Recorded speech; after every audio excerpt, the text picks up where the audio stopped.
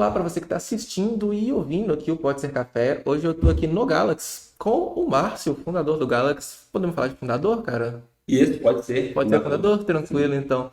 Viemos aqui hoje na casa dele, na empresa dele, segunda casa já, né? Gosto de falar que é a segunda casa, na empresa dele aqui, pra gente bater bater um papo aqui sobre o Galaxy, sobre a empresa, sobre como surgiu, sobre você também, saber um pouquinho sobre você. E, cara, antes de você se apresentar, eu fiquei sabendo de uma historinha que você corre a quantidade de anos que você tá fazendo. E aí eu fiquei numa dúvida aqui, cara. Seu aniversário de 100 anos, você vai aguentar correr 100 quilômetros? Será? Quem sabe, né?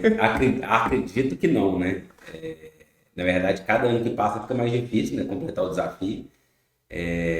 Mas é uma tradição, assim, né? Eu gosto muito de esporte, gosto muito de corrida. E aí acaba que quando eu fiz 29 anos, eu inventei de correr 29 quilômetros. Uhum. Na época eu não tinha feito nenhuma maratona ainda, né? Aí depois eu acabei fazendo algumas maratonas e dos 29, agora eu tô com 35 todo ano. Quando eu completo mais um ano de vida, eu vou lá e corro a quantidade de quilômetros para poder comemorar. É mesmo? Tá curtindo, cara? Gosto muito, sou apaixonado com corrida, com esporte, né? Acho que o que é muito bom no esporte é se desafiar, né? Então é Uhum. você contra você mesmo, né? A corrida acho que é muito disso. E cada vez ali a gente colocar um novo desafio pra gente, ver onde que a gente pode chegar. Tá certo. Cara, falar nisso então, a gente falou um pouquinho do que você gosta de fazer, mas quem que é o Márcio? Me conta um pouquinho sobre você. Pode ser? Vou fazer um café pra gente aqui? Fechou? Beleza, fechou. Então, na verdade, eu sou, né, eu tenho 35 anos, sou um cara apaixonado por tecnologia desde muito cedo. Sou casado, né, tenho dois filhos, tenho o Lucas e o Matheus, o Lucas com 4 anos, o Matheus com 6. Então, assim, é isso. Um cara apaixonado por tecnologia, empreendo assim, há bastante tempo, sou muito apaixonado pelo que eu faço também. Acho que não me vejo fazendo outra coisa na vida. Brinco, né? Assim, a minha carteira de trabalho eu tenho ela em branco, né, nunca foi assinada.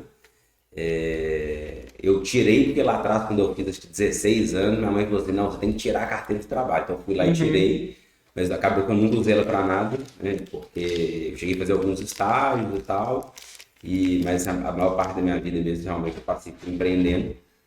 E é isso, acho que esse é o Marcos, né? Um cara apaixonado por esporte, apaixonado por corrida, me aventurando agora também com triatlo, Que massa. gosto de esportes radicais, acho que é isso. Cara, você começou a empreender com quantos anos? Então, na verdade, assim, a minha primeira experiência empreendendo mesmo, eu não cheguei a ter uma empresa formalizada, mas eu estava ali com 16 para 17 anos, né? 17 anos, Eu comecei a novo. trabalhar novo, comecei a trabalhar com 15. Uhum. Com 15 anos eu fui fazer um estágio na área de informática, né, da manutenção do computador e tudo. Com 16 eu fui para uma outra empresa e aí eu falei assim, acho que dá para eu ganhar um dinheiro trabalhando por conta própria. Uhum. E aí eu comecei, né, da manutenção do computador, formatava o computador, tirava vírus, trocava peça, fazia upgrade, Uhum. instalava o sistema operacional, pacote Office, comecei assim. E aí, na hora que eu vi, eu estava já fazendo redes, né, enfim, dando manutenção para empresas, contrato com empresas. E acho que foi assim, talvez minha primeira experiência empreendendo, apesar de eu não ter tido um CNPJ nessa época, né? Uhum. Então, tecnologia desde o começo já gostou sempre dessa área. Desde o começo, cara. Eu tenho uma vez revirando lá em casa ó, aquelas coisas antigas que a gente guarda, Uhum. né? Eu encontrei um material, um trabalho, se não me engano, de oitava série, que o professor fez uma dinâmica lá do que você queria ser quando crescer, né? E aí eu lembro que nesse papel lá estava escrito que eu queria ser um músico de uma banda muito famosa, ou trabalhar com tecnologia. Ah, que A massa. música não deu, né? Acabou virando só hobby, né? Ah, Então você toca? toca, Canta? eu tocava mais, né? Quando eu era adolescente, eu gostava bastante. Mas tem Aham. que tocar violão, arranho um pouco de bateria, enfim, gosto de cantar, apesar de não cantar bem, né? Mas Eu gosto acho muito. engraçado esse povo fala que arranha, quando fala que arranha, assim, geralmente é porque toca muito, sabe? Ah, Tem sempre isso. Cara, a gente conversou um pouquinho antes aqui, né, nos bastidores, você comentou também sobre um curso que você fez, né, não sei se era no seu ensino médio, se era pós-ensino médio ali, na época do estágio. isso, na verdade, assim, até para fazer o estágio, né, uma das características do estágio, a gente tem que estar estudando, né? Uhum. E quando eu tinha 15 anos, eu ingressei junto com o ensino médio no curso técnico de informática. né? E aí aquilo lá que me começou a me dar algum conhecimento, eu já conhecia alguma coisa, bastante coisa, pela verdade, que eu tinha aprendido por conta própria, mas estar fazendo curso técnico me possibilitou começar a trabalhar cedo. Consegui um estágio ali quando eu tinha 15 anos, estava no primeiro ano aí do ensino médio. Cara, 18 anos, exército, pegou exército. Me conta um pouquinho sobre essa parte aí da sua vida. Pois é, na verdade, assim, eu estava num momento que eu estava aí nessa jornada ali meio que Não sei se de... tá com açúcar, hein? Na, tranquilo, eu gosto Boa. assim. Eu estava nessa jornada ali de empreender ainda sem CNPJ, né? E aí você faz 18, né? Você alista, quando 19 ali você termina de fazer um processo seletivo. Na época eu já fazia faculdade, então eu acabei formando no ensino médio com 17 anos e entrei na faculdade com 17. E no Exército tem um processo seletivo que eles fazem lá que é para o CPUR, que são justamente para as pessoas que alistaram, mas estão fazendo faculdade. E aí eu, sem querer, caí ali meio de paraquedas naquele processo seletivo, me explicaram como era, eu descobri que tinha uma chance ali de se desse certo, eu ter um bom salário, ainda muito jovem.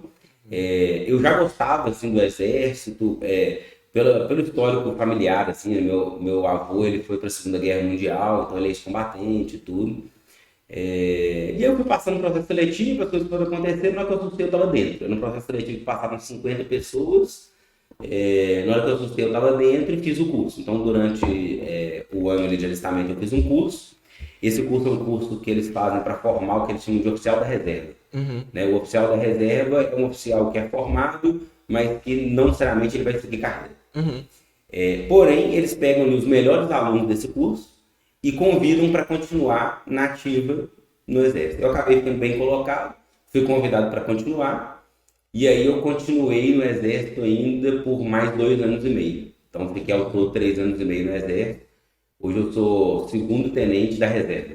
Boa, cara. E assim, a gente vai falar sobre sua empresa, sobre o Galaxy aqui, mas antes disso eu queria saber se esse tempo no Exército ele te ajudou também no seu desenvolvimento como pessoa, claro, isso eu tenho certeza, mas no seu desenvolvimento profissional também. Então, sei lá, se você pensar tal estratégia que você fez aqui, foi uma estratégia que o Exército te trouxe de fruto, coisas do tipo assim. Cara, me ajudou muito, assim. Para mim, eu falo assim que o Exército, ele foi uma escola de liderança de forma muito intensiva. Porque no Exército, os dois pilares do Exército são hierarquia e disciplina. Então, teoricamente, o cara não precisa ser líder. Porém, no meio, tem muita gente que prefere usar a liderança do que a hierarquia. Então, o cara consegue porque o cara realmente é um líder. E ele consegue inspirar as outras pessoas, influenciar as pessoas a fazerem o que ele está pedindo para ser feito, porque ele consegue realmente vender aquela ideia e inspirar as pessoas. Então, o Exército, para mim, foi uma escola de liderança assim, muito grande. Eu tinha 19 para 20 anos, eu já comandava uma tropa de 80 soldados. E ali, no meio daqueles soldados, no meio daquela tropa ali, às vezes tinha um sargento. Né? Eu, com 20 anos, comandava a tropa, às vezes tinha gente que tinha 20 anos de exército. Né? Então, como que eu ia lidar com essa situação, né? Um garoto de 20 comandando um cara que tem 20 anos de instituição. Cara, e como que foi isso, cara? Porque realmente, hoje em dia, dentro das empresas, já é difícil isso, né? Pelo que eu vejo aqui, tem muita gente nova aqui, eu imagino que nos cargos de liderança também tem pessoas novas, então muitas vezes as pessoas que comandam, elas são bastante jovens, mas você também precisa ter algumas pessoas com mais experiência ali para poder equilibrar, né? Como que foi isso lá dentro e como que é isso aqui também? No Exército, acaba que as pessoas não têm muita opção, né? É famoso, manda quem pode, obedece quem tem juízo. Só que tudo fica muito mais fácil quando o cara é um bom líder. As pessoas fazem com mais gosto e o serviço fica mais bem feito, né? Então, eu aproveitei muito aquele tempo para poder ver. Eu sempre fui um cara muito observador, então eu ficava vendo, pô, esse cara aqui é muito líder, esse cara aqui é só hierarquia e disciplina, esse cara aqui todo mundo gosta dele, esse cara aqui ninguém gosta dele. E aí, eu tive grandes líderes lá que me inspiraram e que eu pude aprender muito, né? Na forma de lidar com pessoas, na forma de se relacionar muitas vezes, a forma de você conseguir com que as pessoas estejam engajadas em prol de um determinado objetivo. Então, lá dentro, assim, acabou que foi uma escola de liderança muito boa para mim. Eu acredito que eu aprendi muito sobre liderança, sobre gestão de pessoas lá dentro. E, basicamente, assim, eu pude aplicar muito do que eu aprendi lá no meu dia a dia, né, como empreendedor. Mas claro, assim, você bate muita cabeça, antes de você fazer as coisas certas, geralmente você faz muita coisa errada, né? Lidar com pessoas não é fácil, né? Eu acho que essa é uma das Sim. coisas mais difíceis que a gente tem no dia a dia, porque você tem, cada pessoa reage de um jeito, cada pessoa tem, às vezes, valores pessoais diferentes. Então, eu acho que isso continua sendo um desafio até hoje, mas eu creio, assim, ter passado por essa experiência no Exército me ajudou bastante. E, cara, você falou que você liderou até 80 pessoas lá dentro, né? Hoje aqui a empresa ela conta com quantos funcionários, quantos colaboradores? Galaxy, a gente está com aproximadamente 70, quase 70 70. pessoas, isso. Boa, mas... Cara, então a gente já falou um pouquinho sobre o Galaxy aqui, sobre você e tudo mais. Eu queria que você contasse um pouquinho da história do Galaxy em si, como que ele surgiu, como que foi, qual a necessidade, né? Legal. O motivo dele ter surgido, enfim, conta pra gente em qual momento da sua vida que ele surgiu também. Legal. Bacana. Na época que o Galaxy Pay surgiu, assim, ele não surgiu como uma empresa. Eu acho que o mais legal, todo mundo pergunta assim, como que você teve a ideia do Galaxy Pay? Todo mundo quer saber, né? O que eu estava fazendo quando eu tive a ideia. E na verdade, assim, eu não tive a ideia do Galaxy Pay. Eu não estava querendo montar uma empresa e falei assim, vou montar uma empresa de pagamentos, de cobrança e tal. Na verdade, eu estava numa outra jornada empreendedora, então eu estava lá na Consulsite Brasil, que é uma outra empresa que eu estava lá empreendendo, e estava uma empresa que tem basicamente três verticais. A gente trabalha com criação de sites, um braço de e-commerce e um software para gestão de imobiliários. E a gente estava lá empreendendo naquela situação, e em 2015 o Brasil passou por uma crise, assim, mais uma das tem tanta crise, às vezes a gente nem lembra, né? E aí, em 2015, aquela crise muito forte na economia brasileira, impeachment, inflação alta, aquela confusão. E basicamente, assim, na época a gente tinha na Construsite mais ou menos 1.000 clientes, todos pagando mensalidade. Ticket médio baixo ali entre 70 e 80 reais. E a gente estava acostumado com o quê? Mandar os 1.000 boletos para os clientes pagarem a mensalidade, 20% não pagar na data do vencimento, a gente cobrando aqueles caras ali, receber e ficar com uma inadimplência final de 2%, alguma coisa nesse sentido. E aí, quando veio essa crise em 2015, esses 20% que não pagavam na data de vencimento viraram 25%, 30%, 35%, na hora que a gente assustou, estava em 40% desse número. Ou seja, mandava 1.000 boletos, 600 eram pagos até a data do vencimento, 400 a gente tinha que ficar ligando, fazendo cobrança. A gente tinha 2 pessoas, mas um estagiário no financeiro, e praticamente era só para ficar ligando, renegociando, tira multa, manda segunda via de boleto. Eu falei, e aquilo prejudicou muito o nosso fluxo de caixa. Na época a gente já tinha algumas contas para pagar, né? Você tem, a empresa já está mais ou menos com umas 30 pessoas. É meia crise ainda? Isso, então assim, você tem obrigações, e empreendedor é aquilo, né? Todo mundo tem que receber em dia, ou você pode não receber, mas todo mundo tem que receber. Então aquilo deu um problema de fluxo de caixa grande. Eu chamei na época as lideranças que a gente tinha na empresa, e gente, não dá mais, não dá para viver assim, a gente precisa de pensar em uma solução. E a gente levantou possibilidade, que a gente já tinha até ventilado outras vezes, tipo, não, vamos colocar uma cobrança recorrente no cartão de crédito. E a ideia foi essa. E aí, para poder colocar essa cobrança recorrente no cartão de crédito, a gente tinha algumas opções. A gente podia contratar uma empresa que nos fornecesse esse serviço, isso era 2015, ou fazer de dentro de casa.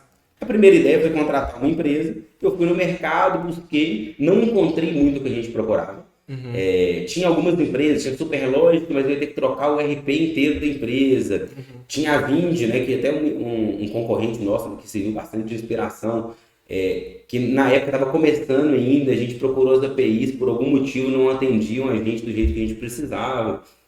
A gente falou assim, a gente já sabe mexer com e-commerce, vamos fazer esse negócio dentro de casa. A gente foi e criou uma solução para a gente dentro do nosso sistema de gestão.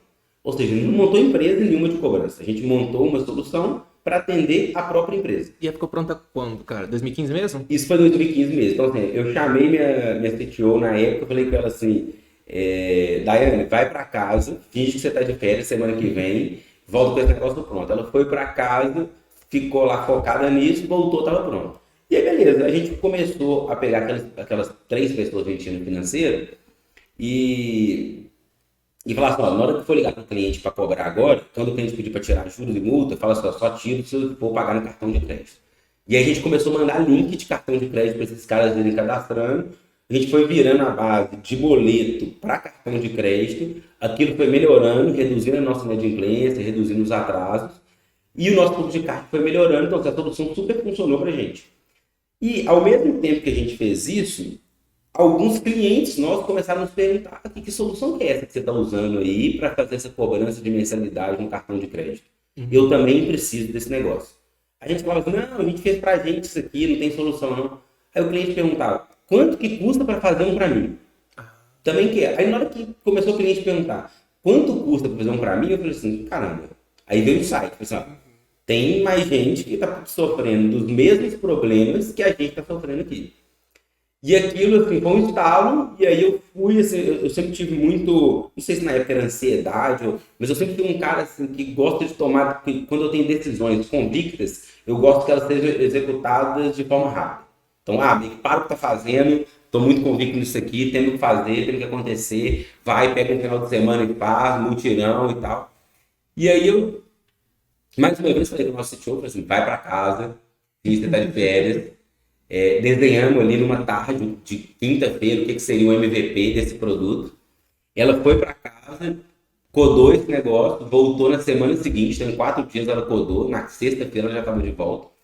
E aí começamos a vender para aquela demanda reprimida ali, aqueles clientes que já tinham ligado e perguntado quanto que era, queriam contratar e tudo. Então, só, agora tem um sistema aqui de cobrança recorrente, não tinha nome, e aí a gente já tinha o Galaxy Commerce, que era o software de e-commerce, o Galaxy MS, que era o gestor de conteúdo do site que a gente fazia em outra empresa, tinha o Galaxy Mob, que era o software para imobiliário. Falei assim, põe o Galaxy Pay nesse negócio aí, que vai ser mais um filho da linha. E o Galaxy Pay nasceu como um produto dessa outra empresa, que era a Consulsite Brasil. Então, naquele momento ainda não era uma empresa, era mais um produto da empresa que a gente já tinha. Cara, primeiro ano de vocês, que foi basicamente 2015, né? Para esses primeiros clientes, vocês conseguiram chegar em quantos clientes nesse primeiro ano? Vamos lá, agora que acho que a história começa a ficar mais legal, assim, né? 2015 foi, o produto ficou pronto ali no final do ano, sei lá, devia ser setembro, outubro mais ou menos.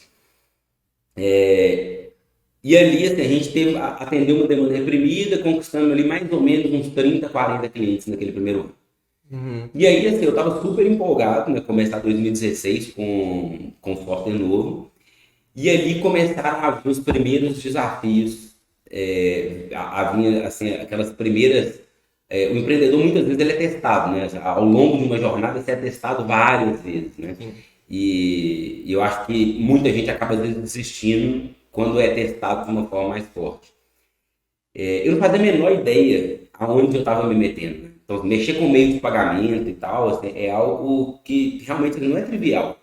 Você não tem margem de erro. Não tem erro pequeno, né? Qualquer erro é muito grande, muito grave. E ali, em 2016, a gente querendo fazer o produto rampar e tal, a gente começou a ter muito problema. Muito problema do software em si mesmo, assim, problema de cobrar duplicado no cartão de cliente, problema às vezes de cobrar valores errados ou em datas erradas. A gente realmente não deu a devida importância que aquele tipo de produto merecia. A gente fez aquilo como MVP, a partir daquele MVP a gente pegou e continuou tocando pau em cima daquilo. Eu tinha um time de desenvolvimento, que eram basicamente 2 squads, e não tinha dono do produto, então quem desenvolvia e-commerce era a mesma galera que desenvolvia o produto de pagamento e que às vezes no outro dia precisava pegar o sistema de imobiliário porque algum time estava de férias. E aí começaram a acontecer muitos problemas que eu comecei a desanimar bastante, assim, sabe? E aí a gente tentava vender também, mas não rampava, a gente criou um site ali, estratégia comercial, as coisas não andavam, a gente conseguia fazer 3, 4, 5 vendas mês a mês e tendo muito problema. E aí depois a gente começou a descobrir outras coisas que a gente precisava ter. Então, assim, descobrimos lá no meio do caminho que a gente tinha que ter uma certificação de segurança, chamava PCI, que na hora que eu fui olhar como é que era para você ser uma empresa certificada PCI, era assim, era um documento com 130 páginas, cada página tinha 20 itens de checklist de coisas que você tinha que fazer relacionadas à segurança da informação. Então, assim, aquilo ali foram alguns tocos na boca do estômago que eu fui tomando ali. E cada vez que acontecia um problema, era assim, desanimava mais, sabe? Pô, teve uma vez que um programador fez um commit errado e era para cobrar, sei lá, R$ 80 no cartão do cliente e cobrou 8 mil. Então, e aí o cliente já te liga assim, vamos processar o advogado, meu cliente está querendo me matar. Então, assim, aquelas coisas assim, né, que realmente aquilo que eu falei, assim, eu não sabia aonde eu estava me metendo. Né? Lembrando, isso, o Galaxy Pay não era uma empresa, isso era um produto da ConstruSite Brasil, que era uma outra empresa. Então a gente não tinha transformado isso em empresa ainda. Pois é, cara, daqui a pouco a gente vai falar sobre essa questão de gestão de crise, que é uma coisa que a gente tá falando pra galera de comunicação aqui agora, então é uma coisa que as pessoas precisam bastante, sabe? A gente tem vários casos aqui em Belo Horizonte mesmo que deram super errado, né? Mas depois a gente fala sobre isso. Mas primeiro eu queria saber como que foi essa divisão. Então, sair da Constro para poder ter a própria empresa ali, como que foi? Você levou um time, que era o time que já tinha desenvolvido esse MVP, contextualizando para a galera, também explica um pouquinho o que é MVP Legal. para a galera. E como que foi essa divisão? Legal. Então, o MVP, né, o produto mínimo viável, é basicamente o mínimo que você precisa fazer de código ali para criar um sistema para a gente poder conseguir testar isso em mundo real com os clientes e validar se aquele negócio tem tração, que não tem, se faz sentido, se não tem. Né? Então, a gente cria um ciclo onde a gente desenvolve um produto mínimo viável, depois a gente mede aquilo ali, aprende sobre aquelas metas que a gente teve e faz um novo ciclo de desenvolvimento. E aí, basicamente, foi isso. 2016 foi um ano muito desanimador, vamos dizer assim. Tudo que tinha que dar errado, dava errado.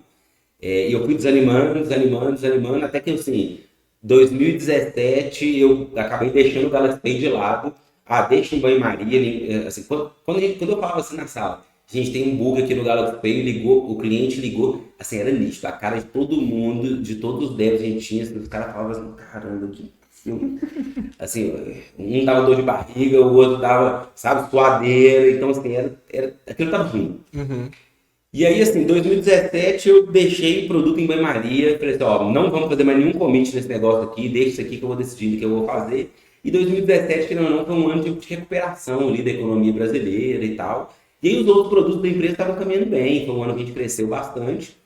E o Galaxy Pay ficou ali em stand-by. 2017 a gente cresceu muito na ConstruSite nesses outros produtos e foi um ano muito bom e no final do ano sobrou uma grana.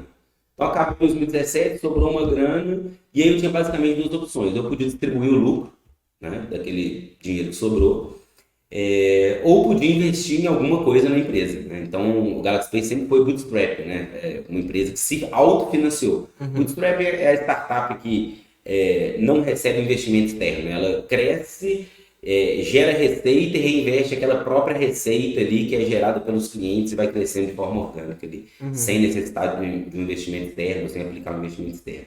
Então a gente sempre foi bootstrap, peguei esse dinheiro que sobrou, falei assim, cara, não vou distribuir esse lucro aqui, porque esse aqui também não vai mudar a minha vida, e eu nunca desencanei do Galaxy Pay, assim, sempre que eu dormia eu falava assim, caramba, aquele produto lá tem chance de dar tão certo, mas tá dando tudo errado, o que eu preciso fazer diferente? E eu falei assim, acho que agora é a hora, vou pegar esse dinheiro que sobrou aqui, e vou refazer o Galaxy Pay do zero, mas do jeito certo. Do jeito certo é o quê? Eu preciso transformar esse negócio aqui, ele é muito importante, ele é muito complexo, ele é muito sensível para eu tratar ele como sendo mais um produto no meio de uma empresa que já existe, que já está rodando, que já tem lá seus clientes e seus processos definidos. Eu não posso ter um vendedor que vende site, que vende loja virtual e que vende produto imobiliário e que vai vender meio de pagamento. Sim. Isso não ia dar certo, né?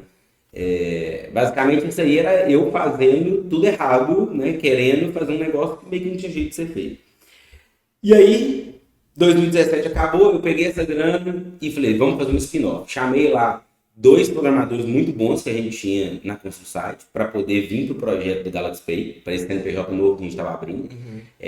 Chamei o nosso CTO como sócio do Galaxy Pay e contratei um vendedor específico para Galaxy Pay. Então, o time inicial ali do spin-off foram 2 devs, a nossa CTO part-time, ela ficava metade do tempo em uma empresa, metade na outra, eu part-time, metade lá, metade cá, e um vendedor full-time para o Galaxy Pay.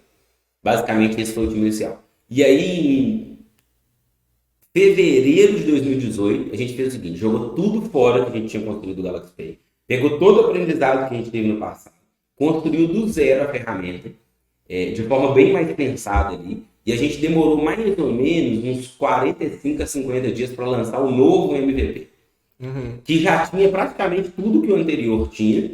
Esses 2 devs eram muito bons, então eles pegaram, destruíram, né? Um deles, inclusive, hoje é nosso CTO.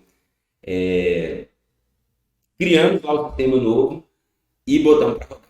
E aí, em 2018, vamos falar assim, que até abrindo números aqui assim, de faturamento. A gente começou 2018, a gente tinha um MRR, que é uma receita mensal recorrente, de mais ou menos 7, 8 mil reais. Ou seja, se pegar essa mensalidade que todos os clientes Galaxy Pay, do produto Galaxy Pay pagavam, dava uma receita de 7, 8 mil reais.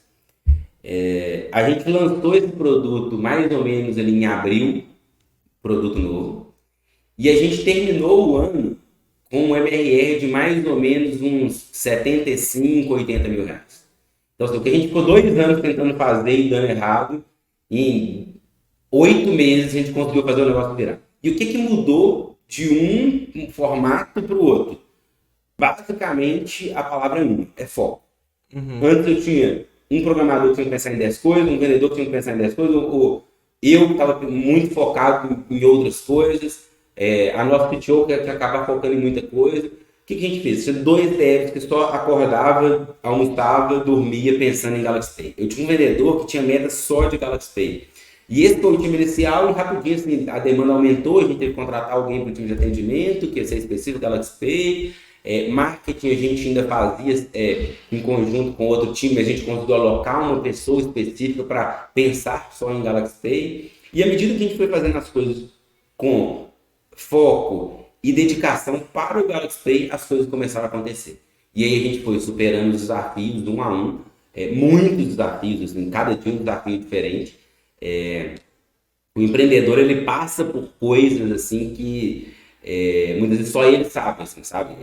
São situações para te fazerem desistir, existem dezenas, mas acho que a grande diferença do empreendedor é isso, é ter essa resiliência de falar assim, cara, vamos lá, vai dar certo, ter esse otimismo, ter essa persistência de acreditar e de conseguir absorver as porradas. Basicamente, a vida do empreendedor acho que é muito sobre isso.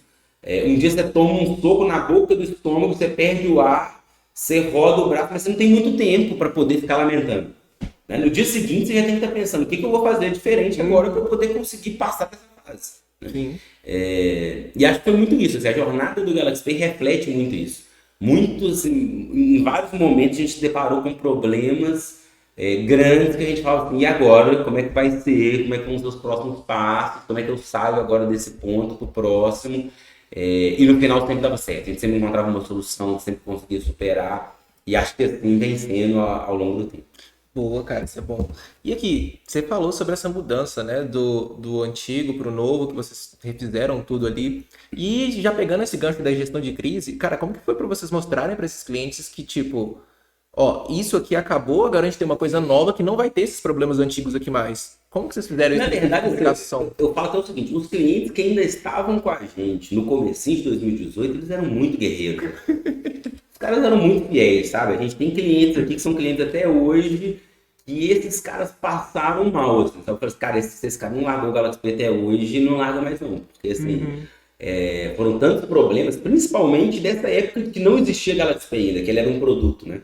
Depois, assim, a plataforma atual que a gente tem não tem mais nada da antiga. A gente jogou tudo fora, migrou todos os clientes, aquilo lá não existe mais. Né? Mas esses clientes que entraram nesse MVP inicial, eles sofreram muito, assim. E eu acho que os clientes foram muito fiéis.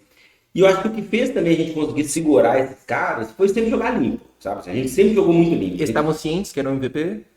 Eles estavam, na verdade, assim, o cara tá ciente que é uma coisa nova. E acho que a questão de jogar limpo é falar assim, cara, realmente tivemos um problema, mas vamos trabalhar para corrigir. Nós não vamos deixar na mão. Então, assim, várias vezes a gente assumiu o prejuízo de cliente. Teve cliente que às vezes tomou processo nessa época que ele teve que pagar um honorário. A gente falou assim, não, nós vamos pagar aqui o honorário porque a culpa é nossa, sabe? Então, assim, eu acho que isso de estar junto com o cliente, de passar essa transparência, assumir a responsabilidade, cara, assuma, a responsabilidade foi nossa. Essa culpa aqui é nossa, mas nós vamos trabalhar para contornar e resolver esse problema. Eu acho que trabalhar com essa transparência, você ganha a confiança do cara também. Porque a verdade é o seguinte: problema também o cara vai ter em qualquer lugar. Qualquer empresa que você for, você vai ter problema. Eu acho que o que muda muito de uma empresa para outra é como que vai ser a sua vida quando o problema acontecer. Como que essa empresa vai tratar esse problema? Ela vai assumir e vai querer resolver? Ela vai pegar e vai te ajudar a resolver? ou ela vai ficar num jogo de empurra, mas veja bem, essa responsabilidade não é minha, fica te transferindo entre setor e setor e não fala nunca com ninguém que resolve. Né? Então, acho que a grande diferença é essa. Problema todo mundo vai ter. E, às vezes, assim, o cliente, depois que ele tem um problema e o problema é resolvido de uma forma satisfatória, às vezes ele fica ainda mais fiel e ainda mais engajado com a sua solução do que, às vezes, um cliente que nunca teve problema. Sim. Cara, você está falando um pouquinho isso é planejamento, né? Você conseguir planejar, tentar mapear quais são os possíveis problemas que podem acontecer ali na sua empresa. Cara, num setor que é muito complexo, igual a gente acabou de conversar, que é um setor que envolve tecnologia, porque está tendo uma coisa totalmente nova, né? Quando você falou que não tinham... Vocês surgiram porque não tinham empresas que entregavam o que vocês queriam. E que mexe com dinheiro também. Então, cara, existe uma dificuldade de conseguir mapear esses possíveis problemas, porque talvez esses problemas nunca existiram antes, e de resolver também. No começo, acho que era mais difícil, assim, a gente conseguir ter essa visão. Porque assim, a gente, acho que é muito diferente, sabe? A gente pega algumas startups aí, você vê lá o time fundador. Pô, o cara já tinha experiência, veio do mercado de payments, veio de uma adquirente, veio de um banco. As pessoas já conhecem daquilo que estão fazendo. No meu caso, eu não conhecia nada sobre meio de pagamento. Eu conheci um pouco sobre e-commerce, sobre transações online, mas eu não conhecia exatamente como é que funcionavam as coisas, sabe? Como que uma transação de cartão de crédito é processada, eu não sabia o que era um PCI. Então, assim, quando a gente não tem esse conhecimento lá no começo, a gente acaba tendo um pouco mais de cabeça, e aí sim é mais difícil a gente conseguir mapear as coisas, sabe? Mas à medida que o tempo foi passando ali também, a gente foi buscando muito conhecimento, né? Eu sempre fui um cara muito... dedicado nesse sentido, sabe? Quero aprender de voo, corro atrás, escuto podcast, e faço curso, e participo de palestra e tal. À medida que eu fui entendendo as coisas, e o time também foi ficando cada vez mais maduro, ficou muito mais fácil de conseguir prever. Hoje, quando a gente vai lançar uma solução nova, a gente já cria automaticamente, às vezes, dezenas de monitoramentos de coisas que são prevenções, para a gente não esperar o problema acontecer, a gente conseguir, às vezes, agir antes do problema acontecer. Boa, cara. Cara, falando um pouquinho sobre comunicação aqui agora, você falou dos clientes que permaneceram com vocês, né? Que são os clientes que tem até hoje. Você falou que tem alguns clientes que estão até hoje com vocês. Cara, eu queria entender da questão dos diferenciais mesmo, né? Então, o que você enxerga que são as coisas que fazem assim, não, o cliente vai assinar com o Galaxy por causa disso aqui e ele vai permanecer com a gente por causa disso daqui? Falando muito de hoje, assim, sabe? Hoje eu acho que uma das coisas que faz o cara assinar com a gente é o produto que a gente construiu. Então a gente construiu uma solução muito robusta, que tem, para o cara ter, às vezes, tudo que a gente entrega hoje, em muitos casos ele tem que contratar 3, 4 fornecedores diferentes, então a gente conseguiu integrar isso tudo numa plataforma só. E muito pensar esse produto com a cabeça do cliente, com a cabeça de quem está usando lá do outro lado. Sabe? Eu, assim, liderei durante um bom tempo a parte de produto aqui do Galaxy Pay, e eu acho que tive essa facilidade de conseguir pensar as coisas como o usuário. Então, acho que esse é um dos grandes diferenciais do produto que a gente entrega.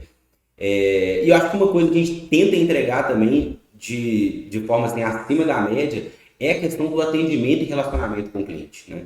Então a gente tem valores muito claros aqui para o time, tem uma cultura muito forte.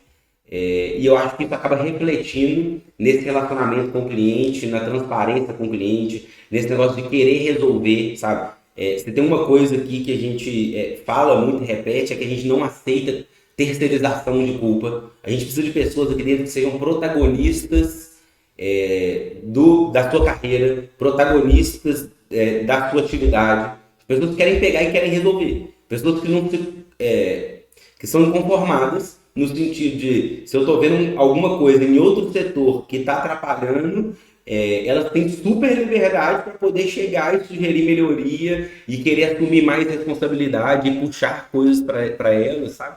Então, assim, essa cultura de querer resolver o problema, né, e não de querer empurrar. Então, acho que isso acaba fazendo muita diferença no relacionamento com o cliente. Cara, vocês surgiram como clientes, né? Então, vocês tinham as próprias dores que vocês sanaram com o sistema. Isso facilitou também para vocês entenderem as dores dos próprios clientes e trazerem novas coisas? Por exemplo, cita para mim algumas funções que surgiram porque vocês entendiam que vocês precisavam daquilo também. Com certeza. é aquilo, eu não estava querendo montar uma empresa, eu estava querendo resolver um problema meu, né? Então, assim, como a gente resolveu um problema nosso, a gente resolveu baseado na nossa necessidade real. Então, não foi algo que a gente achou que tinha uma dor. Aquela dor existia numa empresa real, criamos a solução, e aí sim, depois a gente descobriu que tinha mais pessoas que tinham o mesmo problema. Então, uma coisa que eu posso falar assim de, sei lá, uma entrega de produto que a gente fez e que basicamente só o Galaxy Pay tem hoje no mercado é o contrato digital linkado com o link de pagamento. Então, muitas empresas, muitos sistemas de pagamento têm hoje o quê? O link de pagamento. Então, o cara quer entrar numa recorrência, eu mando para ele um link de pagamento, ele vai lá, coloca o cartão de crédito dele e assina. Uhum. Lá atrás, na primeira vez que a gente fez o Galaxy Pay, antes de ser Galaxy Pay ainda, quando a gente só criou a solução para construir o site, a gente criou, na verdade, o que a gente chamou de contrato de pagamento. Basicamente, era uma solução de um contrato digital, onde o cliente fazia assinatura online daquele contrato digital, uma espécie de DocuSign, ClickSign da vida, e na próxima tela, a gente pedia para ele os dados de cartão de crédito, e aí sim o cara colocava lá o dado de cartão de crédito e ele estava na assinatura. Então resolvia dois problemas em um só. Contrato e pagamento, tudo no mesmo fluxo. A gente criou um formato que eu consigo criar um template desse contrato digital, colocar as tags de substituição, chamar isso via API, eu devolvo via API um link para o cara, que o cliente dele só vai entrar lá, fazer o aceite do contrato digital, na próxima tela coloca o dado de cartão de crédito, dá um ok e está na recorrência. Isso é um exemplo de uma das coisas que surgiu lá atrás, antes de ser Galaxy Pay, antes de tudo, porque a gente tinha essa necessidade. Né? Antigamente na construção do site, como é que era o padrão? Eu tinha que mandar um contrato para o cara, aí o cara tinha que assinar. Depois do contrato estava assinado, eu tinha que pedir o financeiro para gerar um link de pagamento e mandar. Às vezes, entre assinar o contrato e o cara cadastrar o cartão de crédito, levava 2, 3 dias. E já perderam clientes por isso, né? Acaba que você perde cliente, né? No meio do caminho, pode acontecer muita coisa. Ainda mais o perfil de cliente que a gente tinha, né? A Consultado sempre trabalhou com um perfil de cliente muito pequeno, né? O micro e pequeno empreendedor. Esse cara, se ele assina o contrato hoje, amanhã ele bate o carro, depois de amanhã ele não te paga mais, ele cancela o contrato. Ah, mas eu não contrato de R$ 1.000, tá bom, mas ele bateu o carro, vai ter que pagar 3. Então ele não vai poder contratar aquilo agora. Então, assim, entre o cara assinar o contrato e pagar, se eu tiver um delay, a gente acaba perdendo o contrato, perdendo negócio, e não é um processo eficiente. Sim, cara. Cara, você falou de clientes e clientes e clientes. Vocês podem mencionar alguns clientes que vocês têm, só para a galera se habituar, para a galera entender um pouquinho aqui o que vocês estão. De onde vocês estão por trás, né? Ou por trás das câmeras aqui de alguns clientes. Legal, então, assim, eu posso falar assim, alguns principais segmentos, né, e também falar alguns clientes Claro. que usam, né, a nossa solução. O Galaxy Pay nasceu como sendo uma solução de pagamento para cobranças recorrentes, para cobrança de mensalidades. Né? Eu falo mensalidade, mas pode ser, né, semestralidade, anuidade, enfim. E a gente nasceu muito nichado, né, para cobrança recorrente, e por causa disso a gente acaba atendendo com mais ênfase a alguns determinados segmentos, como, por exemplo, educação.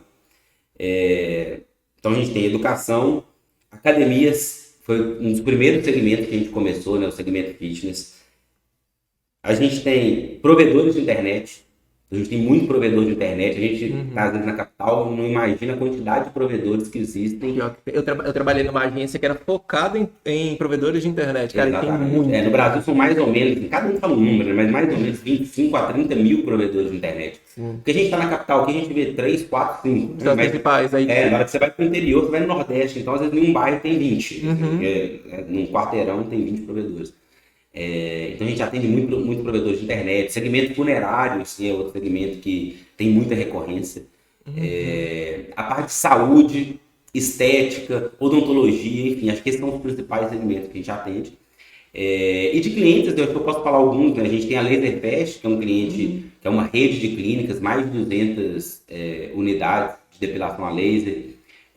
O Cruzeiro, né? Um clube de futebol, né? O sócio torcedor do Cruzeiro, por exemplo, roda na plataforma Galaxy Pay, então todo mundo que é sócio do clube às vezes não sabe, né, disso, mas o cartão dele está sendo processado, as recorrências processadas pelo Galaxy Pay.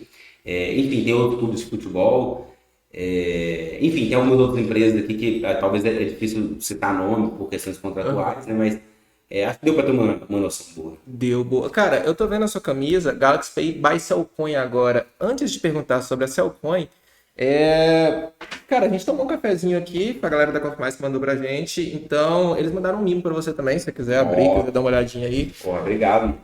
Cara, E tá foi gostoso o massa. café, eu Tá gostei, bom, tá. hein? Cara, eu corri com esse negócio pra eu conseguir te entregar hoje, porque eu falei assim, não, eu tenho que levar esse negócio pra ele também. Então, cara, mandaram pra gente, fiquei super feliz. E é isso, cara. Você vai ter um estoquezinho de café em casa agora também. Ó, bacana. Agradecer o pessoal aí da Coffee Mais. Uma delícia o café, ó. Bom, Bacana, 100% arábica, cheiroso. Muito bacana, Pete. Obrigado, nossa, né? por nada, cara. Cara, então agora falando sobre a questão do seu cunho, como que foi foi uma aquisição, né? A empresa, como que foi? Me conta primeiro, ela comprou uma parte, ela comprou a empresa em si, ela se tornou sócia, como que foi isso?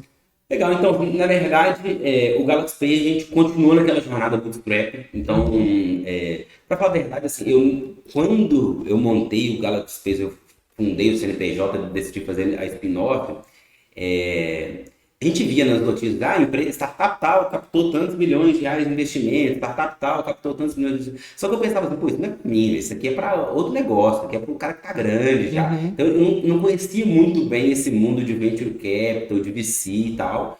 E na época, assim, como eu já empreendi há algum tempo, para mim o único jeito de fazer uma empresa era do jeito que eu fiz. Você pega o dinheiro do próprio bolso, coloca e faz o negócio acontecer, né? uhum, Que é o que a gente chama aqui de bootstrap, né? Então o Galaxy Pay estava numa jornada bootstrap. E aí a gente foi lá em 2018, 2019. Em 2019 a gente começou a receber muito contato de fundo de venture capital, querendo sondar, querendo entender se a gente queria captar investimento, e eu nem sabia como é que funcionava direito. E aí que eu vim me uhum, inteirar mais sobre o assunto, entender como é que funcionava, qual que era a lógica por trás de um VC, né, de um fundo, qual que era a lógica de investimento, por que um VC faz um investimento, né, que ele tem hora de entrada, que ele tem hora de saída, que ele te compra, entre aspas, depois para ele te vender, né? Então, uhum, e ali eu comecei a analisar essas possibilidades. Então, assim, vários fundos se aproximaram bastante, e eu ficava assim, a gente estava num momento, a gente estava crescendo tão acelerado, que eu falava assim, pô, será que eu preciso captar agora?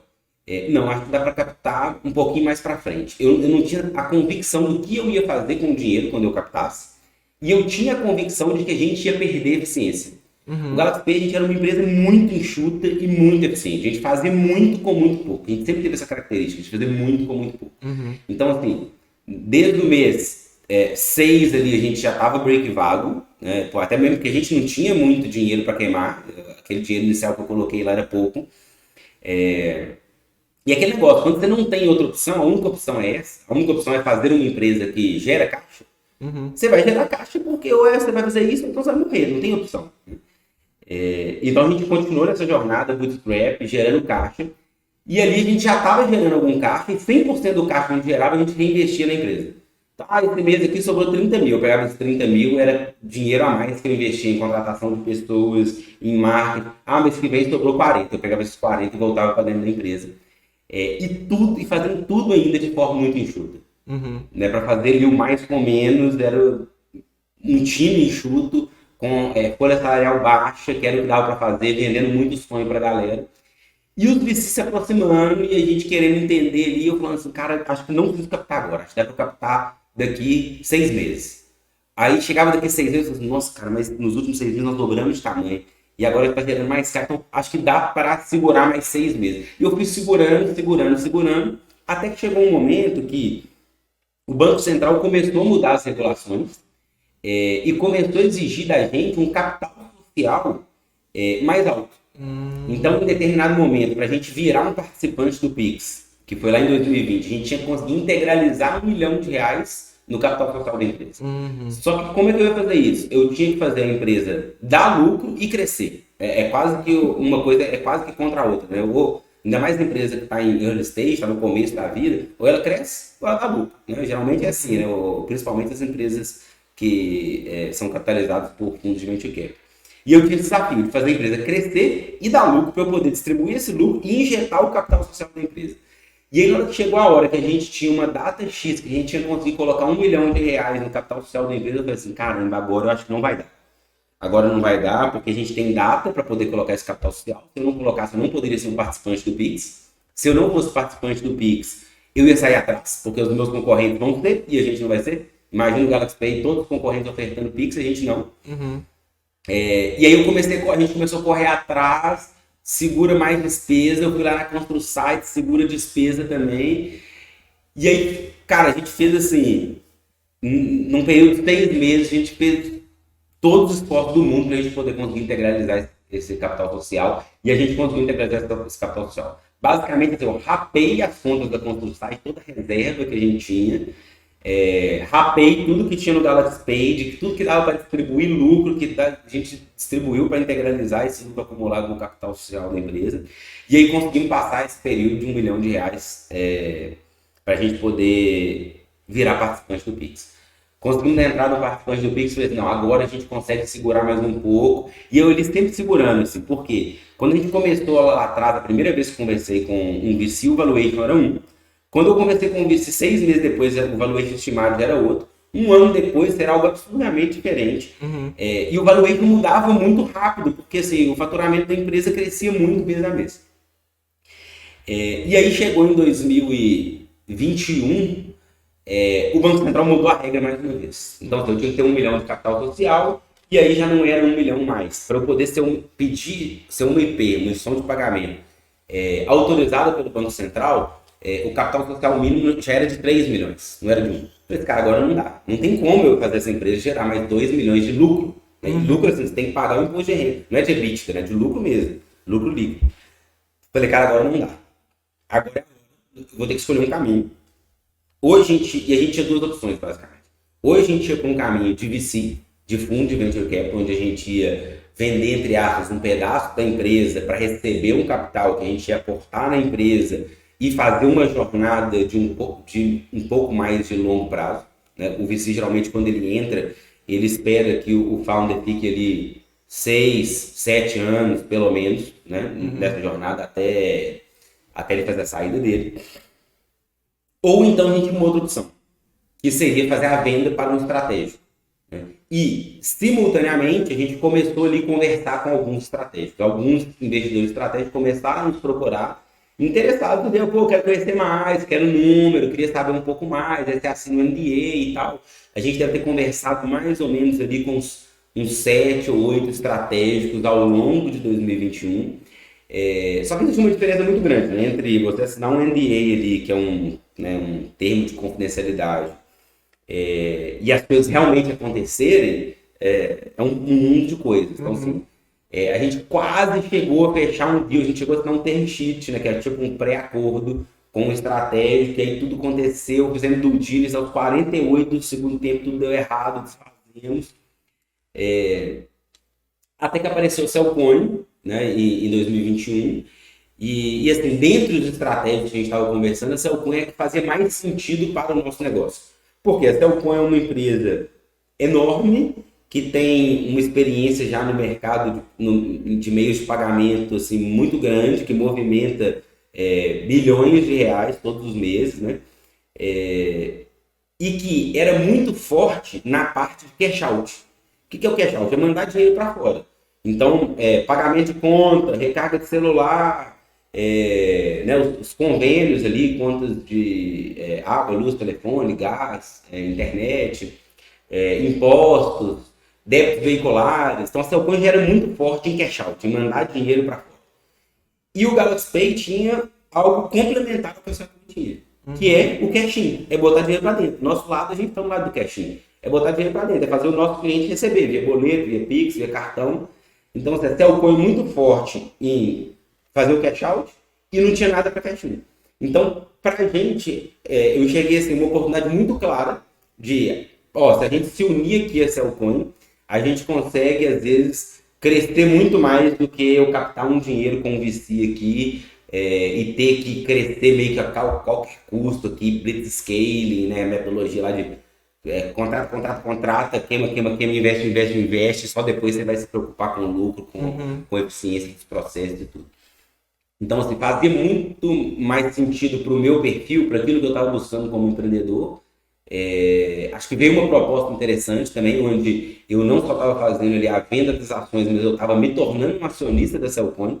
Né? Então, assim, parte do pagamento, inclusive, foi por ações, então eu me tornei um acionista da Celcom. Eu continuo hoje aqui liderando a empresa com bastante autonomia, fazendo ainda aquilo que eu amo e tudo. E acho que fez muito bem para o negócio, assim, né? A gente pegar assim, o faturamento nosso de dezembro de 2021, que foi o último mês que a gente ainda não era Cellcoin, e pegar o faturamento assim, do mês passado, a gente multiplicou praticamente em 6. Então a gente cresceu 6 vezes em 1 ano e 7 meses. Né? Então assim, isso mostra que acho que foi uma decisão acertada no sentido de encontrar as sinergias que a gente precisava para poder fazer o negócio também acelerar o crescimento. Sim, cara, é importante ter dado certo. Cara, você falou sobre a questão do que você chegou a encontrar outras possibilidades e tudo mais, alguns parceiros, você conversou com 7 pessoas. Cara, eu fico me pensando na minha cabeça que toda compra, toda aquisição de empresa é igual Shark Tank. Então, tipo assim, é uma vibe assim mesmo, do tipo, ficam lá todas as pessoas responsáveis ali pela empresa, então o financeiro, o cara que trabalha, que toma as decisões ali dentro da outra empresa, e você chega lá e começa a bater um papo ali, e eles ficam te perguntando tanto de coisa, enfim, é uma vibe assim mesmo? Cara, é incrível, é legal você falar isso porque assim, todo mundo acha que investimento de venture capital é igual Shark Tank e venda de empresa é isso. Só que absolutamente não tem nada a ver com isso. Esse Shark Tank é um negócio, é um show, né?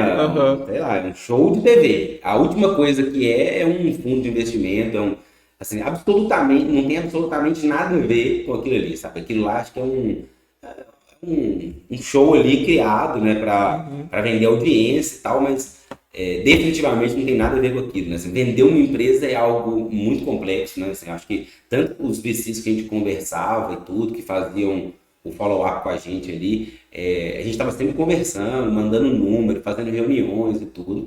E a venda da empresa em si, né, com a Cellcoin, assim, durou o processo todo, de quando a gente recebeu a primeira proposta financeira e até sair mesmo a coisa acontecer, levou mais ou menos uns 6 meses. Né? Então, assim, várias rodadas de negociação, de perguntas, você vai lá, abre o número, mostra produto, entende sinergia. E acho que não só do lado deles querendo entender o nosso lado, mas do nosso lado querendo entender o lado deles, aonde eu consigo capturar essa energia, como é que eu consigo fazer esse negócio crescer de forma mais acelerada. E aí, viagem, né, o pessoal veio de lá, veio aqui para Belo Horizonte para conhecer o escritório, conhecer o time, conhecer a liderança.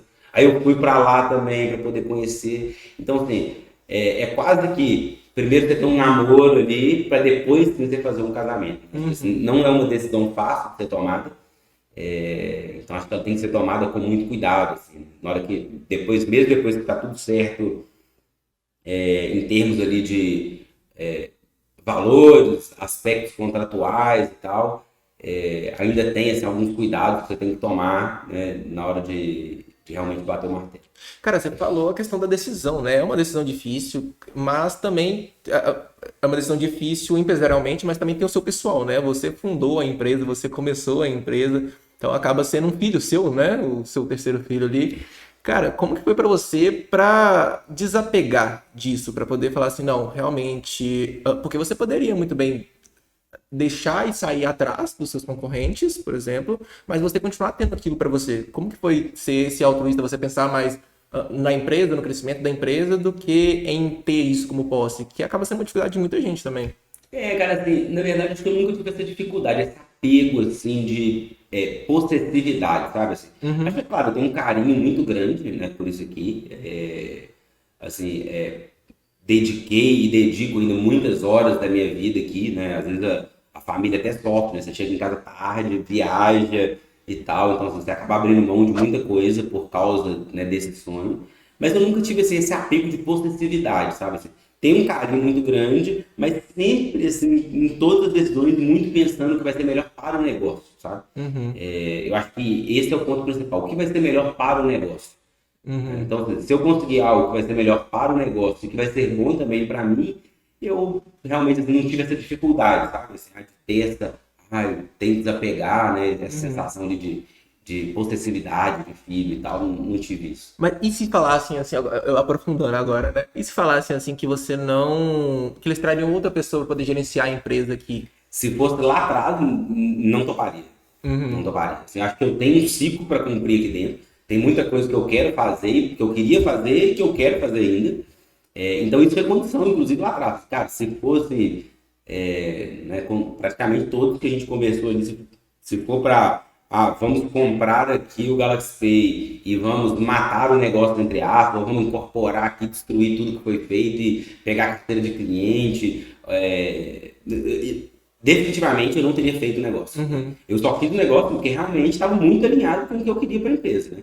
Na proposta incluía isso, incluía a minha permanência aqui, eu continuar fazendo o projeto de longo prazo que a gente estava, as entregas de produto, né? E isso é o que a gente vem fazendo desde que o M&A aconteceu. Boa. Cara, a gente falou sobre alguns clientes, né? Voltando um pouquinho agora falando sobre clientes. Cara, uma dificuldade que pelo menos eu tenho um pouco é de B2B. Você atender outras empresas, você vender para outras empresas. Por mais que a gente entenda que tem uma pessoa por trás daquela empresa, a gente tem um pouquinho de dificuldade ainda, pelo menos eu, algumas outras pessoas que eu converso também, de vender produtos ou serviços para outras empresas também. Vocês passaram por esse tipo de dificuldade? Porque, cara, na Constro você já vendia para outras empresas, tudo bem, mas era uma pegada totalmente diferente, né? Assim, eu acho que era diferente, mas não era tão diferente, sabe? Até assim, porque o Galaxy Pay, a gente começou muito focado no pequeno, né? No SMB ali que a gente chama, é o cara pequeno. Esse cara pequeno, a velocidade de decisão dele é rápida. Então, eu acho que isso é até característica de empresa bootstrap. Quando a empresa é bootstrap, você tem que gerar caixa no D1, no D2, no D3. Você não tem tempo para esperar 6 meses de negociação para começar a gerar caixa. E qual que é a forma mais rápida de gerar caixa? É você vender para cliente pequeno, tudo bem, o cara vai te pagar um ticket pequeno, mas eu consigo fazer volume, esse mês aqui eu fiz venda, sei lá, vendi 3 mil reais de MRR, beleza, mês que vem eu tenho 3 mil reais de receita. Esse mês que vem eu vendi mais 3, mês que vem eu tenho 6. No outro mês eu vendi mais 3, no outro mês eu tenho 9. Então, assim, a gente começou vendendo para esse público de pequenas empresas. E hoje a gente ainda, a grande parte do nosso negócio ainda é atender essas pequenas empresas. Não são empresas grandes, a grande maioria dos nossos clientes são empresas pequenas. Então a gente acabou que não teve muita dificuldade de B2B, por quê? Basicamente a mesma experiência que a gente tinha lá da outra empresa, que já era venda B2B para pequenos negócios, a gente trouxe para cá. Então a gente já conhecia bastante sobre funil de vendas, sobre o processo comercial ali de vender, de botar o cara dentro do funil e descendo ele no funil até fazer a venda, de técnica de venda. Então basicamente a gente pegou a experiência que a gente tinha lá e replicou isso aqui. Cara, no começo você falou que vocês tinham acho que 5 pessoas, né? Sim. Cara, você tava muito como que eu vou falar? Fora do estratégico, mas também no manual ali, fazendo as coisas realmente. Até uma curiosidade aqui, né? Eu fiz entrevista na Constro na época e foi muito engraçado porque o e-mail que chegou, eu fui olhar, o e-mail era seu. Eu fui olhar esses dias pra trás, o e-mail era seu. Então, assim, cara, lá você tava no estratégico, mas também tava pegando mão na massa e tudo mais. Aqui também começou assim? Cara, eu sempre fui um cara muito operacional. Muito, né? Eu gosto muito do estratégico, mas eu não me importo e gosto de colocar a mão na massa, né? Sei lá, se a gente pegar até o colaborador número, vamos falar, número 30 ou 40 do Galaxy Pay, eu entrevistei todos. Tinha uma pessoa de RH lá e tal, mas eu participava de todos os processos seletivos, entrevistava todo mundo, conversava com todo mundo, assim, fazendo muita questão de estar ali naquele momento. E eu nunca me importei assim, de colocar a mão na massa, sabe? Sempre gostei de conversar com o cliente, de pegar feedback com o cliente, de estar tendo problema, tem um cara precisando de um suporte, o suporte está com dificuldade, me chama que eu vou entrar na call com você. O comercial quer fazer uma venda para um cliente um pouco maior, que precisa tirar algumas dúvidas mais específicas, me coloca na call, eu quero participar, sabe? Então assim, eu sempre fui muito mão na massa. Eu confesso que hoje, cada vez mais, eu estou mais estratégico e menos operacional, mas eu ainda coloco mão na massa em muita coisa. Sabe? Acho que é uma característica minha. Gosto de colocar a mão na massa. Gosto de estar em contato com o cliente. Gosto de conversar com o cliente. Né? Gosto de conversar com o cliente sobre o produto, sobre o que precisa melhorar, sobre quais problemas que ele está tendo, sobre, às vezes, como eu posso ajudar o cliente a crescer mais, a escalar ali, melhorar o modelo dele, sabe? Inclusive, isso é uma coisa que vocês também fazem, né? De procurar estratégias para o cliente conseguir crescer também, né, cara? Porque o cliente crescendo é bom para vocês. Quanto mais cobranças o cliente tem, melhor para vocês também. Mais próximo de vocês, mais vocês ficam. Então, isso é uma coisa que eu achei muito nova quando eu fiquei sabendo. Mas eu achei muito massa, do tipo, pô, cara, o problema do cliente também é meu problema. Se ele não tá vendendo, isso também é um problema meu, né? Tem Exatamente, muita exatamente. gente, muitas empresas que só preocupam com, tipo, venda. Exatamente, Quem comprou tá bom. faz parte do nosso processo aqui de CS, né, do time de sucesso do cliente, né, garantir que o cliente tenha sucesso usando a nossa solução. E muitas vezes, e principalmente como a gente atende clientes menores, esse cara ali, às vezes, ele é muito operacional, ele tem que fazer muitas coisas, e ele não faz ideia de por onde começar, de como fazer ali um passo a passo, qual que é o playbook que ele pode seguir. Então, assim, o time de CS procura ajudar muito nesse sentido, de criar playbooks específicos para segmentos específicos, né? Poder ajudar o cliente a ter sucesso. Massa. Cara, eu tô vendo aqui sua camisa azulzinha, antigamente era verde, né? Vocês passaram por uma atualização de marca. Antes de falar sobre isso, tem mais presente, então, cara, olha que coisa boa. A Oakley patrocinou a gente também, então eles também mandaram um presentinho pra você. Você gosta de correr, eu acho que vai ser bom você correr isso aí, Ó, vai ajudar durante essas corridas. Então, cara, vocês passaram por uma atualização de marca, que né? bacana. Agradecer a Oculus, né? Vai presente aqui. Obrigado. Cara, vocês passaram por uma atualização de marca e a gente tá passando por uma, inclusive as pessoas que estão vendo agora, hoje é dia 3, amanhã é aniversário do café e nós vamos lançar esse logo aqui. Então você já viu esse logo aqui nas coisas do café, mas a gente tá gravando hoje aqui, isso aqui ainda não foi lançado. Cara, como que foi essa mudança? Primeiro, qual foi o objetivo, né? Por que vocês pensaram em mudar? Foi por causa da aquisição? Foi só por causa disso? Ou vocês pensaram que vocês tinham a identidade anterior, ela não passava mais tudo aquilo que a empresa entregava? Enfim, como que foi esse rebranding? Basicamente, assim, acho que o principal objetivo foi tentar aproximar mais as marcas, né? De Uhum, Cellcoin e de Galaxy Pay. A marca antiga nem comportava muito bem o Buy Cellcoin lá debaixo da marca, ficava um negócio meio esquisito. Então, assim, acho que o primeiro objetivo mesmo foi tentar aproximar as duas marcas, aproximar as duas cores, né? Deixar claro que o Galaxy Pay é uma empresa do grupo Cellcoin. Isso ajuda muito também a gente aqui em venda, porque passa uhum. mais credibilidade, a gente consegue às vezes, vencer algumas etapas. Então, acho que esse foi o objetivo principal. E, claro, assim, a marca nossa também, igual a gente teve um MVP, foi uma marca criada assim no... precisamos de uma marca aqui para criar um site, criamos ela num de repente, numa tarde, faz aí, deixa eu ver como é que ficou. Tá ótimo, pronto. E foi a marca que a gente tinha usado então. Então, assim, a gente, até então, e a gente estava precisando desse branding também, né? Boa, cara. Mas me conta um pouquinho, pensando nisso, né? Nesse rebranding, como que foi isso mais aprofundado? O que que vocês quiseram passar com essa nova marca? Enfim, com certeza você teve participação nisso, né? Acho que objetivos principais, né? Assim, passar, aproximar a identidade das duas marcas Uhum. Questão de valores, essas coisas também. e conseguir passar talvez um pouco mais de credibilidade ali. A marca nossa antiga e o formato de comunicação antigo nosso estava, eu acho que ele era um pouco informal em excesso Uhum. ali. A gente tentou trazer um pouco mais de, vamos dizer assim, de seriedade para a marca, né? Que é uma necessidade também do mercado de pagamentos, né? Afinal de contas, a gente está mexendo com o dinheiro das empresas, movimentando ali, às vezes, né, até milhões de reais por mês de uma mesma empresa. E essa atualização durou quanto tempo? O projeto começou a ser trabalhado esse ano, se não me engano, foi em janeiro, final de janeiro ali, e ele foi para o ar, se não me engano, no último dia de março. Então foi mais ou menos uns 2 meses e meio entre criação da marca e a gente conseguiu colocar tudo para rodar. Boa. Cara, eu falei um pouquinho sobre valores aqui antes. Era pra ter falado lá no começo, né? Mas, cara, quais os valores que vocês defendem? Enfim, a gente tem a questão de propósito, valores e tudo mais. Primeiro eu entendo dos valores que vocês defendem. É, eu imagino que as pessoas crescerem dentro da empresa é uma coisa muito forte aqui dentro, porque, igual eu falei, as pessoas que estão aqui são muito jovens. Mas quais valores vocês defendem, cara? Legal. Basicamente, a gente tem 5 valores na nossa cultura. E esses valores, assim, eles vêm desde 2015 lá, né, Uhum. eles vieram, né, junto com a cultura da empresa antiga, da Consulsite. E esses valores são aprimoramento, que basicamente a gente acredita muito na evolução das pessoas, que as pessoas têm que correr atrás de conhecimento. As pessoas que chegam aqui no Galaxy Pay e entram na zona de conforto, elas são literalmente atropeladas, né? Uhum. Então a gente fomenta muito a busca de conhecimento, a gente tem várias ações internas aqui, a gente tem verba que todo colaborador tem uma verba específica que ele pode gastar todos os meses com a educação, né? Para ele poder comprar um livro, para ele poder fazer um curso, para ele poder buscar conhecimento na área dele, né? Então, acho que esse é o primeiro valor. O segundo, comprometimento. Então, a gente fala comprometimento em 3 aspectos, né? Com os nossos clientes, com os nossos colaboradores e com a pessoa mesma, dela ser comprometida em ser o protagonista da própria carreira dela.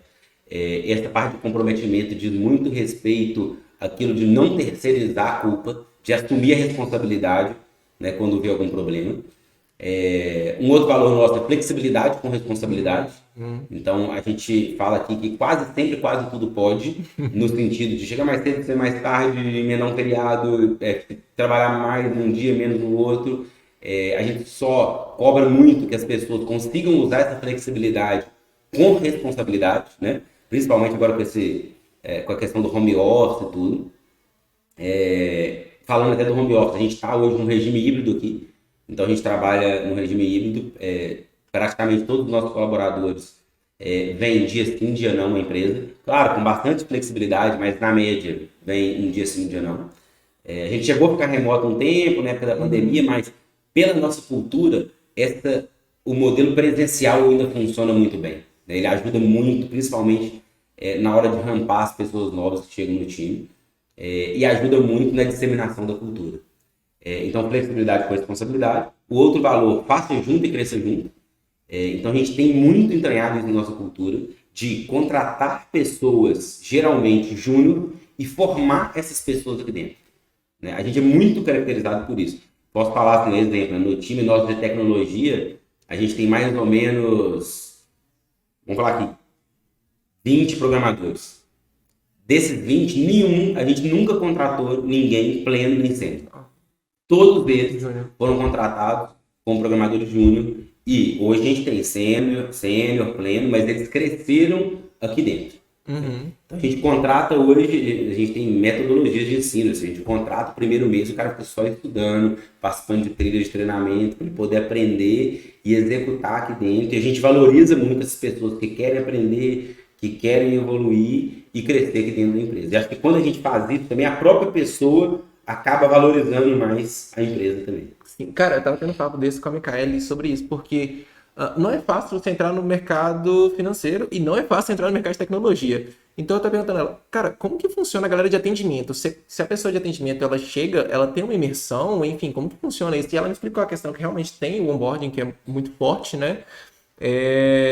Porque pra mim, assim, vamos lá, eu já participei de algumas empresas, eu tive uma das empresas, era uma empresa que eu não tinha noção nenhuma ali, eu entrei e eu fiquei 3 dias aprendendo e depois já virou pra mim e falou assim, faz, sabe? Só que, cara, se é uma coisa, se é um mercado que você não tem noção nenhuma, você precisa de uma iniciação diferente, né? Sim. Por aqui como que funciona, cara? A gente investe muito nessa parte, sabe, assim, de treinamento, de educação. Então, assim, toda pessoa que entra, ela tem o que a gente chama aqui de, antes era o conexão verde, agora chama conexão azul, né? Que basicamente a pessoa, cada área tem o seu tutor, esses tutores são treinados, né, para poder dar esses treinamentos, e cada pessoa que entra, ela vai passar um dia inteiro, uma parte do dia dela, com alguém de cada área. Então, sei lá, vamos falar que você entrou para trabalhar no financeiro. Tudo bem, você vai passar um dia, meia hora do lado do cara do suporte, um dia, meia hora do lado, ou no mesmo dia, né, meia hora do lado do cara do suporte, vendo ele trabalhar, ele te dá primeiro uma explicação e depois você fica ali de sombra. Depois você vai passar no time comercial, vai passar no time de tecnologia, no time de marketing. Então, assim, a gente faz muita questão que todo mundo que entra aqui, primeiro, conheça um pouco de tudo que tem na empresa. A pessoa precisa saber o que o outro setor faz. Saber pelo menos do básico, de como é que as coisas acontecem lá, de como é que os fluxos acontecem aqui, as transições do cliente entre os times. Né? Então, acho que esse é o primeiro passo. E depois, assim, cada setor a gente tem uma curva diferente, mas o primeiro mês é muito intenso em treinamento. A gente tem muito treinamento gravado. A gente tem treinamento que a pessoa faz o treinamento, no final ela tem como se fosse uma prova ali, que ela tem que fazer sobre aquele treinamento. Enfim, tem setores que a pessoa precisa de um onboarding um pouco mais longo e tem setores que o onboarding pode ser um pouco mais curto. Mas é uma coisa que a gente investe bastante, porque isso está muito na nossa cultura, né? A gente contrata, na grande maioria, pessoas júnior e treina essas pessoas aqui dentro, desenvolve essas pessoas aqui dentro. A média de idade nossa hoje está em torno de 25 anos, né, do time Galaxy. Inclusive os líderes. Inclusive, colocando líder, colocando todo mundo, né? Então, a gente tem pessoa aqui que tem 22 anos que coordena um time de 10 pessoas. Então, assim, e a idade não quer dizer muito sobre isso, né? Quer dizer mais o quanto a pessoa adquiriu de conhecimento e de experiência ao longo da carreira dela, né? Tem gente que começa a vida cedo, né? Então a gente não olha muito para a idade, olha mais pelo que a pessoa está conseguindo realmente entregar e produzir. Perfeito, cara. Muito massa esse papo que você... Faltou um valor. Boa. Isso, faltou o último valor, que é o Lean, né? Então, a tradução da palavra Lean é enxuto, né? A gente fazer uma tradução literal, mas basicamente é algo que a gente prega muito aqui dentro para a gente conseguir continuar com uma cultura de ter uma empresa muito enxuta e de conseguir fazer sempre mais com menos. Né? E assim, é legal, parece legal assim, coisa de startup, né? Faça mais com menos e tudo, mas realmente não é balela, assim, não é algo que está só ali pregado na parede, é algo que a gente vivencia e repete muito aqui dentro. E a gente fala muito do Lean de fazer mais com menos. O que é fazer mais com menos? Basicamente uma das principais coisas, não gastar tempo com coisas que a gente não tem tempo para gastar tempo. Então, basicamente, assim, a gente evita aquelas reuniões com dezenas de pessoas, né? Então, assim, se eu ver uma reunião que tem 2 pessoas do Galaxy envolvidas, ok. Se eu ver 3, eu já... será que precisava de 3? Né? 4, cara, não precisa... Eu não sei de que é a reunião. Se tiver 4 pessoas do Galaxy envolvidas, eu já posso te falar que talvez eu tenha 90% de certeza que está errado. Alguém talvez não precisaria estar ali, alguém que poderia só receber um e-mail depois. Então, assim, a gente incentiva muito isso, cobra muito isso sobre essa eficiência. Aqueles e-mails que são... Né, tem empresas que eu recebo e-mail que eu fico até assustado. Tem 10, 15 pessoas na cópia do e-mail, a pessoa vai colocando mais gente. Aqui é exatamente o contrário. A gente vê muita gente na cópia, a gente sai tirando. Sai tirando. Porque assim, o cara realmente precisa estar naquela cópia daquele e-mail. Porque se eu copiar ele no e-mail que ele não precisa estar na cópia, na hora que ele for ler aquele e-mail que ele está fazendo, está perdendo tempo. E ele não vai conseguir fazer mais com menos. Né? Então, às vezes parecem detalhes, né? Pô, colocar o cara na call como opcional. Pô, cara, não existe isso. Ou o cara precisa estar na reunião ou ele não precisa estar. Se é opcional, não manda um invite, porque ele não precisa estar naquela reunião. Né? Então, são coisas da cultura que hoje são normais aqui dentro, mas coisas que a gente foi disseminando e cobrando ali ao longo do tempo e mostrando como que a gente acredita que as coisas precisam acontecer para a gente conseguir fazer mais com menos. Né? Comunicação assíncrona, outra coisa super importante.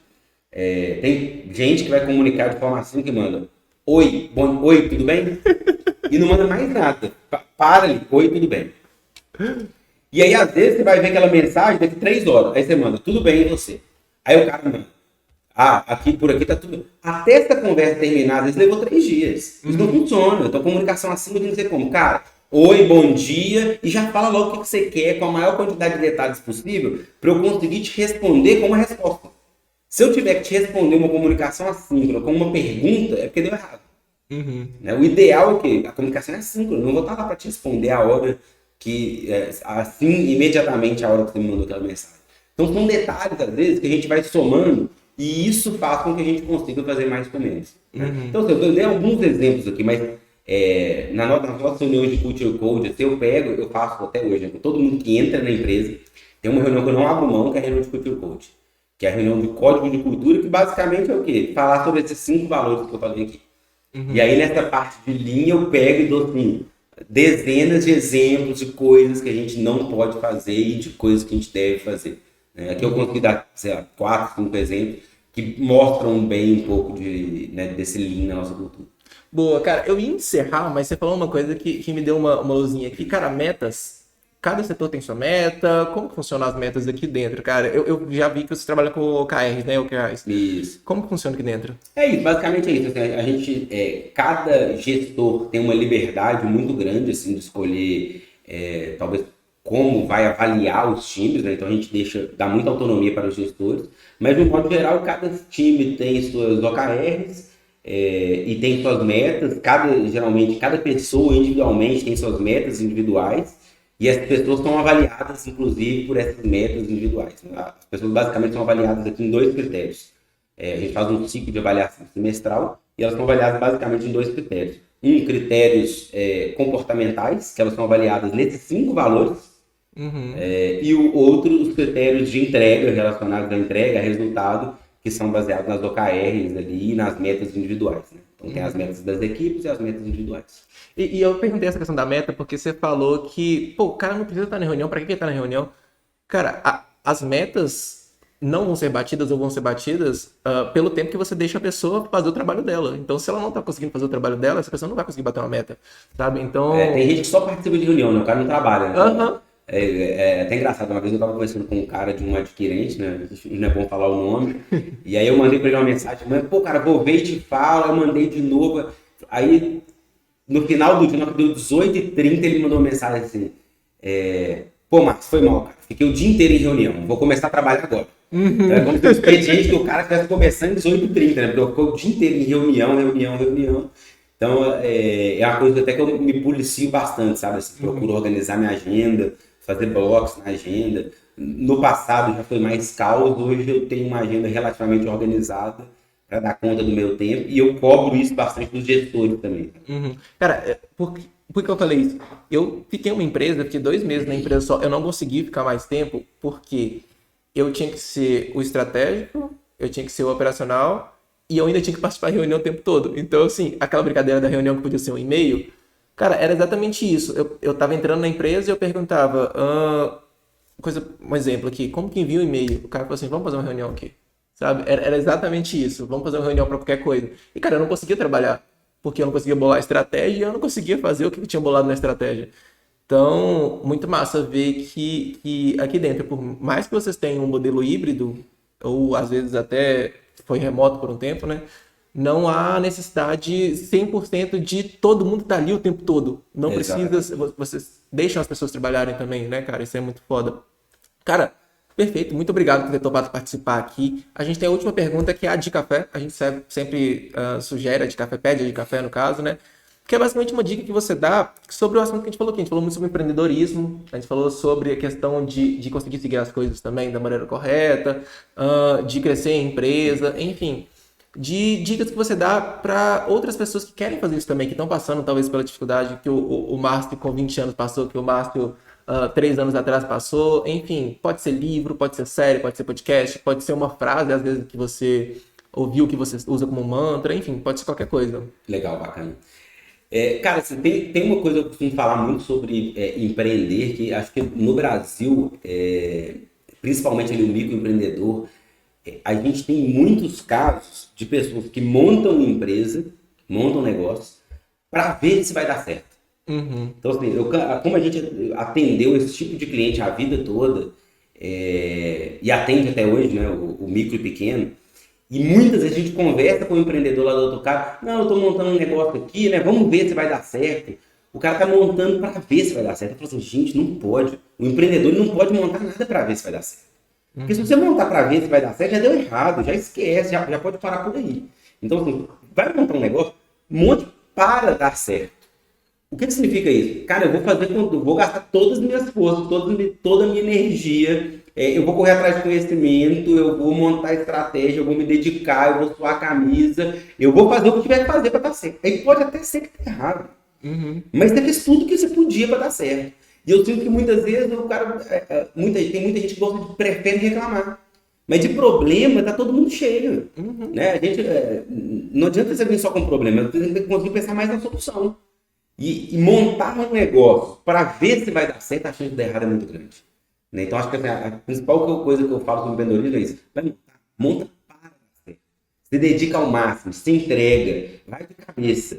Não vai mais ou menos. Né? Esse negócio de mais ou menos não funciona. O Galaxy tem a prova disso. Quando a gente estava como um produto de uma outra empresa, ou seja, a gente estava mais ou menos, não aconteceu. O que mudou de 2016, 17 para 18? Foi porque eu fui de cabeça.